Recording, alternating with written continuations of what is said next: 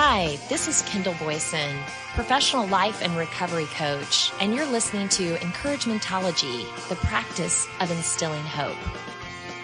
Hi there, welcome to Encouragementology. Tonight we are talking about loving you, strengths and weaknesses. Self-acceptance in all we are and all we do is the ultimate goal. As with any successful goal planning, you must create milestones with reminders to check in with yourself. A gut check, if you will. Total acceptance is not our go-to behavior and may take more than the average amount of self-discovery, awareness, and practice to tap into. I would like to use the word master here, but I'm convinced that the laws of nature push against this concept. So it takes you being persistent and diligent in your pursuit. Just think about it. Freedom. Freeing yourself from judgment, shame, and regret, and loving you. Pencil it in. We aren't giving up. By all accounts, I'm a very confident person. I'm outspoken, extroverted, never met a stranger, loves speaking to large crowds, and in most cases, fearless. But I struggle with self-acceptance. I don't have low self-esteem and can easily identify my strengths, but it's my weaknesses that I judge and criticize. It's hard for me to truly and completely forgive myself for past mistakes, and as a result, I carry a good amount of regret. Someone once told me that it isn't guilt, but sadness. Sadness over lost time that you can't recapture. I love how everything looks different with just a shift in perspective. You can carry a torch for something, but from a different vantage point, that flame can look like a roaring fire or barely a burning ember. It's important to let people inside to help you work through these judgments and to share a different perspective. Think about finding an accountability partner, someone to share your dreams, fears, strengths, and weaknesses with. This person can play an important role in your life if you pick the right person. Someone who is genuinely interested in your health and well-being. A person that has nothing to gain by your success or failure, but who is kind and honest. You don't need a drill sergeant or a tough love coach for this exercise. Your accountability partner is someone who you can turn to when you need compassion, guidance, and truthful but kind feedback. You aren't looking for someone to stroke your ego and tell you how attractive you are and how you shouldn't have anything to complain about. Your fears and self-criticism are real, even if to the outside person they look unwarranted. Having someone tell you to just get over it isn't helpful. Self-acceptance comes with time and emotional growth. Each milestone hit, meaningful relationship formed, personal victory experienced, and obstacle overcame gives you a push in the right direction. But there can be roadblocks and detours that cause you to question everything. Your accountability partner can be a healthy reminder of how far you've come and guide you through the closures and back out to smooth sailing. I'm an idiot. What's wrong with me? I can't believe I did that again. I look so fat in these jeans. Why am I so careless? I'm never going to figure this out. Sharon Martin talks about how to turn self-criticism to self-love in an article she wrote for Psych Central.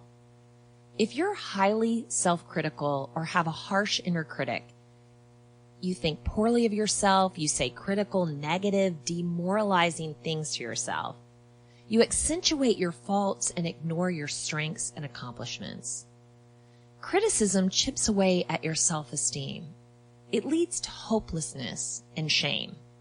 Contrary to popular belief, criticism does not help us learn to do better. It actually reinforces negative beliefs about ourselves and turns on the anxiety-driven fight, flight, freeze part of our brain, making it hard for us to learn and change our behavior. So, if it was your boss or spouse or parent who was constantly criticizing you, I'd probably tell you to keep your distance.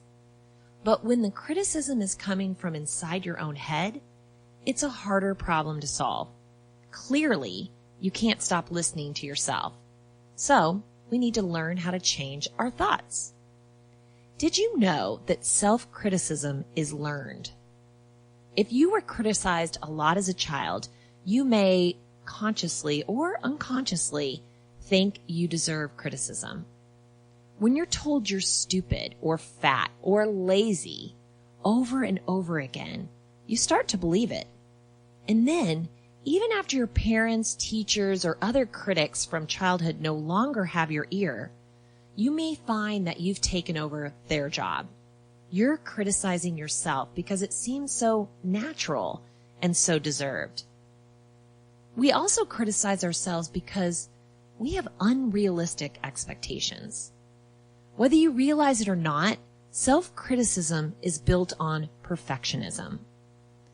Impossibly high standards, the belief that you should never make a mistake and that nothing you do is ever good enough. With this perfectionistic mindset, I could always find something to criticize about myself. And let's face it, when you're scanning for mistakes, for evidence that you're inferior, you're always going to find them. Not because you're inferior, but because you've put yourself under a microscope and you're only looking for signs that you're inadequate. And you're throwing out all the evidence that you are adequate. The road from self-criticism to self-acceptance can be a tough one. It requires us to challenge our negative thoughts and consider that we've been relying on distorted thoughts, inaccurate beliefs, and unrealistic expectations for years. It requires us to discard the notions that self-criticism is helpful and deserved. Here are some of the ways to get started. Look for positives and cultivate a more balanced view of yourself. Intentionally notice your strengths, the things you do right, your progress and effort. This exercise works best when you take a few minutes daily to write down the positives, reflect on them, and let them sink in. Challenge your inner critic. Not all of your thoughts are accurate, and you can weed out the inaccurate ones by being inquisitive and questioning whether they're true. When you have a self-critical thought, ask yourself these questions in an effort to create a more accurate thought. How do I know this to be true? What evidence do I have to support this? What evidence do I have to refute it? Is my thought or belief based on facts or opinions? Is this thoughtful? Helpful? Am I overgeneralizing or jumping to conclusions? Is this what I want to think about myself? What would I say to myself is if I was more accepting and self-compassionate? Practice using helpful self-talk like, I don't need to be perfect. This is stressful. What do I need right now? I'm not stupid or any negative adjective. I'm stressed. With lots of practice, you'll be able to replace self-criticism with compassionate self-talk. But in the beginning, you may not notice a self-critical thought until after you've had it. In which case, practice self-compassion after the fact as a way to teach yourself how you want to think. You might gently say to yourself, what I meant to say is that it's okay to make a mistake. I'm not stupid. Everyone has forgotten something important at home. I don't need to make it harder by beating myself up about it. Tell yourself what you need to hear as a child. Another variation of the exercise is to talk to your inner child. Think about a younger version of yourself, the little boy or girl who suffered through criticism from others. What did they long to hear? What words would have given them comfort and reassurance? What would have built them up rather than tear them down? You deserve to be treated with kindness. You are lovable just the way you are. You can count on me. I'll always have your back. I love you. You don't have to accept other people's opinions as facts. You don't have to be perfect. It's okay to make mistakes. Focus on self-acceptance rather than self-improvement. There's definitely a place for self-improvement, but when we focus on self-improvement exclusively, we set ourselves up for self-criticism and never feeling good enough. It may seem backward. We actually need to accept ourselves first, and then we can improve. In other words, self-acceptance isn't the result of self-improvement. Let's say that again. Self-acceptance isn't the result of self-improvement. Self-acceptance makes self-improvement possible. Self-acceptance doesn't mean that I don't want or need change. It means that I accept myself, who I am at this moment. I accept that I have limitations, I have flaws, I still want to learn and grow and improve, but I also accept who I am right now. How easy is it for you to identify your strengths? What are you good at? What are you proud of? If someone asked you to tell them a little bit about yourself, what would you highlight? Sometimes I do this exercise with groups, and I tell them they can't pick their family. Isn't that the easy one? That's the go-to one. I'm so proud of my children. Go deeper than what you've produced and talk about yourself, your core. Sometimes we hide behind what we do to avoid talking about who we are. You are unique. Good and bad, there is only one of you. Your walk on this earth is flanked by many experiences and lots of people, but it's your walk to take. No one can make the ultimate decision but you. So don't you want to get to know your captain? How about your weaknesses? Do you have a list a mile long? What if your weaknesses were actually your strengths? That would shake it up a bit, wouldn't it? I care deeply about what people think about me. That can be a strength and a weakness. As a strength, I'm very focused on my relationships with others. I'm aware of my communication and body language style and go out of my way to be accommodating and kind. As a weakness, I can easily misinterpret a lack of attention or response from another person. I believe I have more control over other people's thoughts and reactions than I do. I don't recognize when someone might be dealing with their own insecurities that have nothing to do with me. As I said, this is a marathon, not a sprint. Thibaut Maurice is the founder of whatispersonaldevelopment.org and shares 6 amazing things that will happen when you embrace your weaknesses. Number 1, you will unlock great opportunities. Fully embracing your weaknesses is the only way to work on them. Doing so allows you to make positive changes in your life and creates opportunities for growth.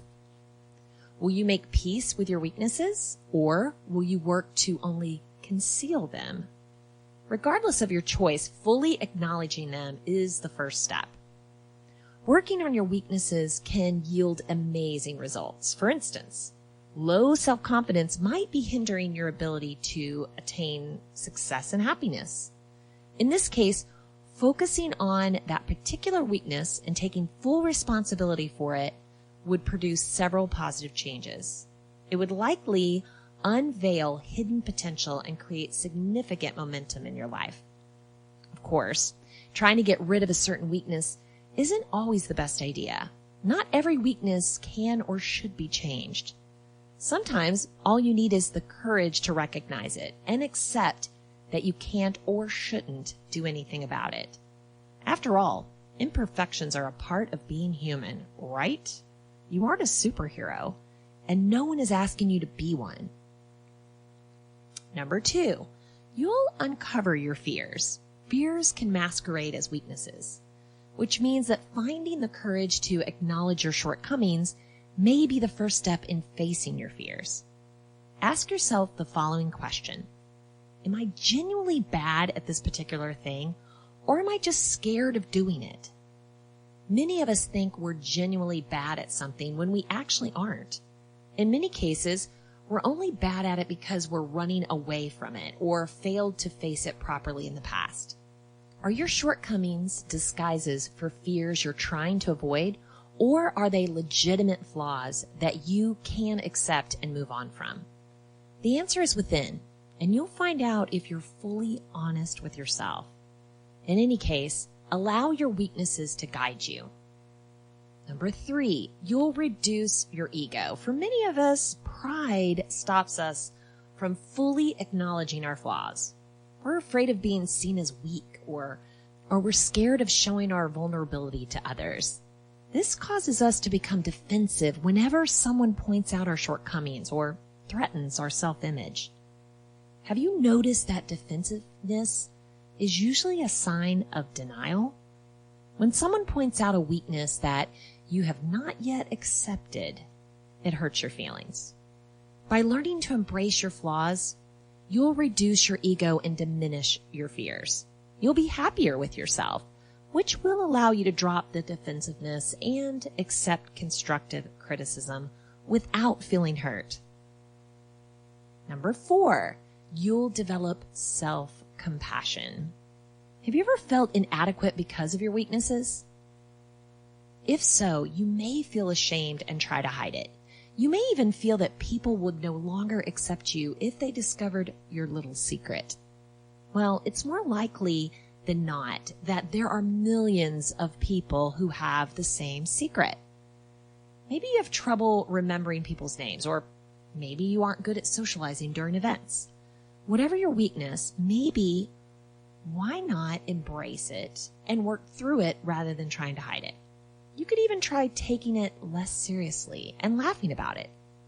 Accepting your shortcomings will foster self-compassion and allow you to stop beating yourself up. Number 5, you'll accept help from others. When you embrace your weakness, you can welcome the help and input of others without getting defensive. You can take their opinions into consideration and be willing to change or accept criticism without feeling the need to react. You simply own your weakness and see others as part of your growth rather than potential threats. Number 6, you'll build deeper and more meaningful connections with people. Embracing your weakness allows you to build stronger connections. People will appreciate the fact that you're willing to show your vulnerability. They'll also value your authenticity and admire the fact that you have the courage to be yourself. Embracing your weaknesses and sharing your true self will make others feel comfortable, and they'll do the same with you. You'll open up a whole new world. You'll start to see people around you opening up and sharing their own weaknesses and struggles with you. This will allow you to build stronger, deeper, and more meaningful connections with others. So what are you waiting for? Start embracing your weaknesses right now. Whether you choose to work on your flaws or accept them, don't be afraid to share them. I love the dynamic of support groups. I'm using the word support group to give you an accurate visual of a group of people sitting in a circle sharing intimate details about themselves with others. What I don't like about the support group stereotype is that there has to be something wrong with you to want to seek the counsel and support from other people. And that's wrong. We need each other. We were put on this earth to commune and work together.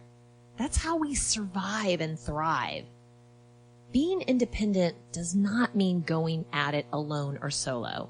So many times we feel like we were the only ones dealing with this issue and nobody could possibly understand what we're going through. But that couldn't be further from the truth. When you share your fears, desires, goals, challenges, and successes, you find common threads that link you with other people. There's a bond that's formed there, a basic understanding and mutual respect. We are always learning and learning from others who've walked there before, overcame, and conquered. And that's priceless. If you are alone and disconnected, believing no one could possibly understand what you're going through, please reach out. Don't be ashamed of feeling weak. You aren't supposed to go it alone. You need others for comfort, compassion, and understanding. That is true strength. Guess what? We all have problems. That's a general statement, meaning everyone is dealing with their own stuff. And even if you idealize the person who you think has it all together, guaranteed they are insecure about something. Umar Haque shares his insight on what true strength really is and where it comes from in an article for Medium. Strength isn't the absence of weakness. Strengths and weaknesses are one. There can't be one without the other. Weakness is just the mirror image of strength, and vice versa. They are really the very same thing. Perhaps you are principled, but judgmental. You're easily hurt, but compassionate. You're focused, but one-dimensional. You're creative, but a mess. Pragmatic, but boring. Humble, but a pushover. Passionate, but maniacal. You're greedy, but meticulous. You're brave, but foolhardy, and so on. Perhaps you recognize aspects of yourself even here. Strengths and weaknesses aren't separate. They're just two aspects of the same things in us. When we try to divide them, that's when we fail at both. We are principled, so we try to be less judgmental. And now we're not even principled. We're compassionate but easily hurt, so we try to be harder but lose our compassion. Here are 3 great insights about true strength. True strength is awareness. Self-awareness is not the game of choosing identities, little bits of ourselves to desire. That kind of love which celebrates only what it thinks is valuable is narcissistic. It is as superficial as desiring a person just for the way that they look, don't you think? It's turning yourself into an object. So that kind of self-love is shallow and narrow, not pure, clear, or true. True strength is never dividing oneself up into weak and strong. Always, when we divide ourselves, then do fear and anxiety arise. When we have divided ourselves into strength and weakness and want to excise parts of us, then of course we'll be anxious and afraid. We will always think we are only weak this way because we can never really get rid of our weaknesses at all. True strength is knowing, experiencing the truth that is our fragile lives. And therefore, we must accept not just our strengths, but also our weaknesses. We must love them even more fiercely than we love our strengths, for they are one and the same. True strength is compassion. It's not just our weaknesses that are our strengths, it's everyone's. We are all one and the same this way. The oneness of strength and weakness is not just being human. It's just being. It is as true for an ant or a tiger as it is for you. The tiger is swift, but he must eat and eat. The ant is slow, but he can survive the greatest blows, and so on. Now, we can look at every person differently. With true compassion, the weakness we so despise in others also contains strengths, and the strengths we admire also hold weaknesses. Now, we don't simply have to despise the weak and admire the strong, right? We can have compassion for every single being, including ourselves, and know that they, just like us, are struggling with the oneness of strength in weakness and weakness in strength. So we do not have to judge them against us or us against them anymore. We have a more sophisticated way of seeing people now through the truth of them. This is no us and them, no separation. No matter how superficially different they may appear to be, we are all walking the same path. True strength is perspective. Now we arrive at the last, most difficult part of self-awareness. We contain multitudes. We're not just weak or strong. We are weak and strong. So we must see ourselves totally different. We can't simply idolize ourselves as one-dimensional beings anymore. We must learn to know ourselves as contradictions. Sometimes we are weak. Sometimes we are strong. And that's just how it should be. Is the river weak or strong when the water flows around the rocks? Is the tree weak or strong when it bends in the wind? Is the glacier weak or strong when the ice melts? Lao Tzu called all this actionless action. It is the idea that the truly mighty things are weak and strong, not weak or strong, like the river, the tree, and the glacier. Weak and strong are just matters of perspective. Sometimes what we call weakness is strength, and strength weakness. Is it strong or weak to prevent an enemy from being hurt? Is it weak or strong to love someone for their fragility? Now, you understand the principle of actionless action. It is not a matter of either or, but both. The whole is greater than the parts. We need to be weak and strong to be mighty, which is what true strength is.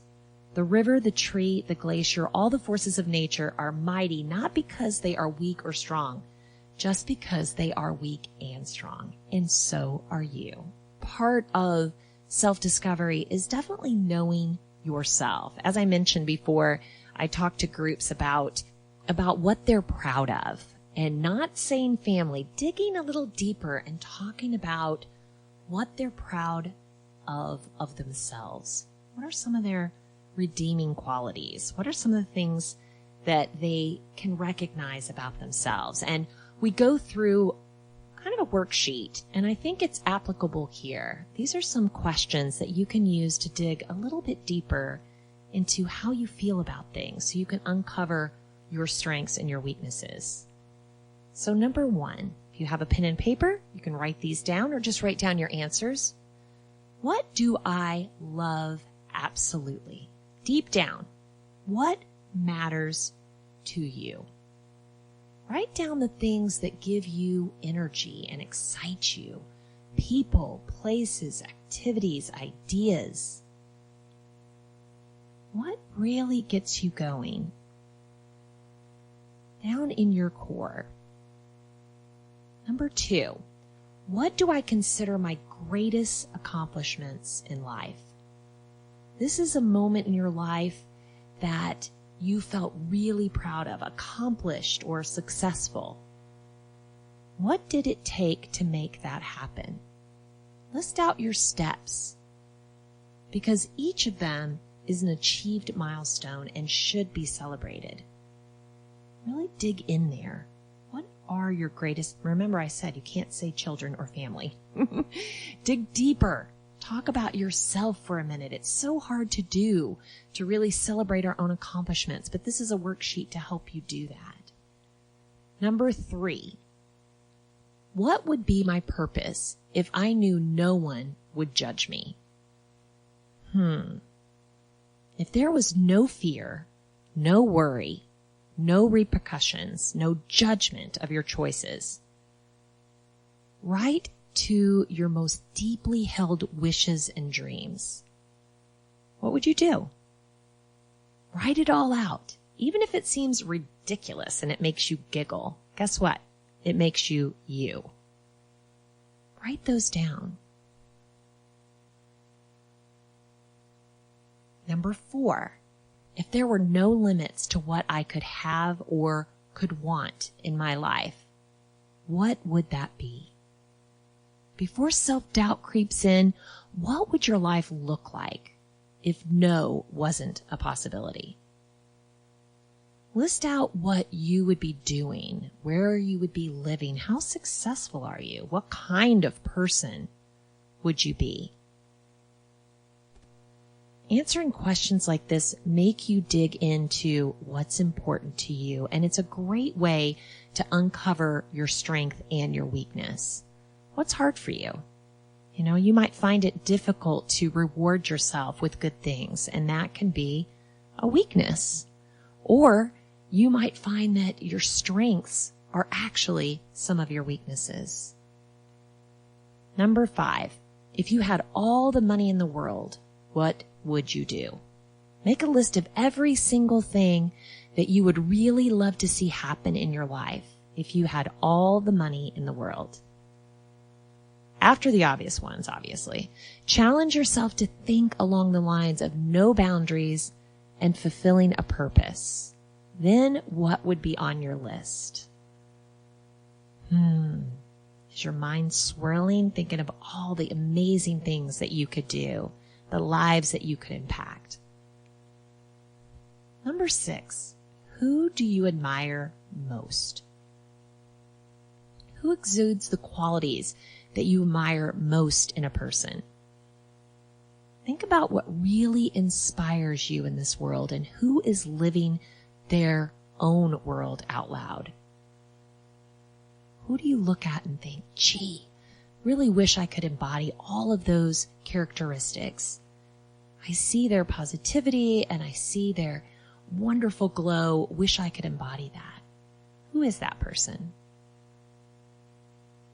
What do you think about their insecurities? Do you think they're dealing with some of the same things, strengths and weaknesses? It's important to walk through these things because getting to know yourself is going to help you uncover the strengths and the weaknesses and marry them together so that they can work for you. Okay, I hope you are still feverishly writing down your answers. It's important to spend a little time walking through these, thinking about them. If you can't come up with everything all at once, put it down, come back to it. It has a lot to do on your mood, the time of day, whether you're really feeling particularly critical to yourself or you're having a nice, kind, and compassionate moment. So don't beat yourself up. Take your time. It's important. Thank you so much for staying with me tonight and talking about your strengths and your weaknesses. Not always easy to do. Turning that mirror up and looking into it and being honest with yourself. When we started this show tonight, we talked about self-acceptance being the ultimate goal. And that's still true. How can we get to that point of self-acceptance? Well, it starts with knowing who you are and what's important to you. And then being honest with yourself and kind. We also talked about finding that accountability person, someone to help you look in the mirror. Sometimes it's not easy, so they could be that mirroring person to maybe pick you up when you're beating yourself up. Talk about the things that they see from a different vantage point. It's so important. They can also help you look at every situation in a little bit different perspective. When you do that, you can see a much bigger world. We get very narrow when we are self-criticizing. And when we have negative self-talk, our viewpoint is very, very narrow. So back it up a little bit. I always talk about getting that higher perspective, that higher vantage point so that you can see the bigger picture. Such an important aspect of anything that you do. We talked about the critical self-talk and how damaging that can be and how you can reframe that, turn it around, use the more positive. Look what you can do. Look how you can talk to yourself. I don't need to be perfect. This is stressful. What do I need right now? I'm stressed. I'm not stupid. Turn those around. Be kind to yourself. Replace it with compassionate self-talk. We also talked about the fact that self-acceptance isn't the result of self-improvement. So don't go out and think, if I could just be better at this and I could lose weight and I could do this, I would start loving myself and accepting myself. That is the wrong approach. Self-acceptance makes self-improvement possible. So you have to love yourself where you are today, right?